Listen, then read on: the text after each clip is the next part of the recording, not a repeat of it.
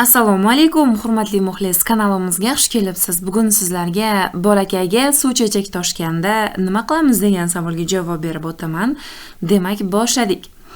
Bolaga suv chechak, ya'ni vitryanka chiqqanda eng muhimi qichishishni kamaytirish, infeksiya tushishining oldini olish va bolaning suvsizlanib qolmasligini nazorat qilish kerakdir.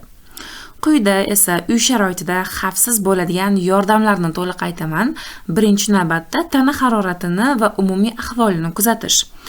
Agar isitma 38,5 gradusdan yuqori bo'lsa, parasetamol berish mumkin. Dori dozasini yoshiga qarab beraverasiz yoki ibuprofen suv chechakda tavsiya etilmaydi, ya'ni yarani yomonlashtirish xavfi bor.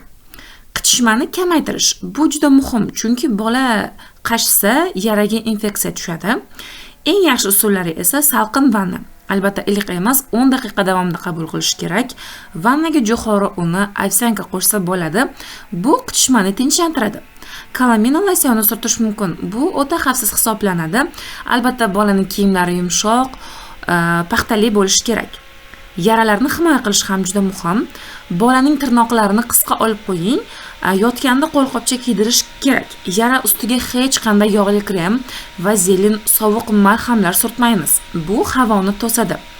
Agar yara yiringlab, og'rib, qizarib kattalashsa, bu infeksiya belgisidir. Demak, bu holatda darrov bolani shifokorga ko'rsatish kerak. Albatta bolaga ko'proq suyuqlik ichirish kerak. Suv chechakda organizm suvsizlanishga moyil bo'ladi.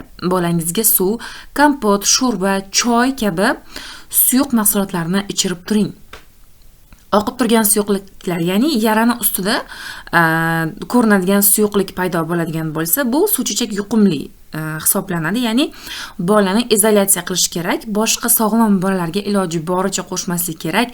Maktab, bog'cha va mehmonlarga bormaslik kerak. Toshmalar qotib, qobiq bo'lgandan keyin yuqumsiz holatga keladi. Odatda bu 7-10 kunni tashkil etadi. Qaysi holatlarda shifokorga murojaat qilish kerak?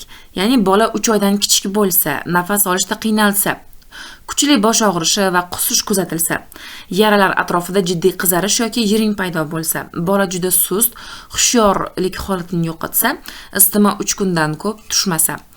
O'ylaymanki, ushbu ma'lumotlarim sizlarga manzur bo'ldi. Agar videomiz yoqqan bo'lsa, kanalimizga obuna bo'lishni hamda like bosishni unutmang. E'tiboringiz uchun rahmat.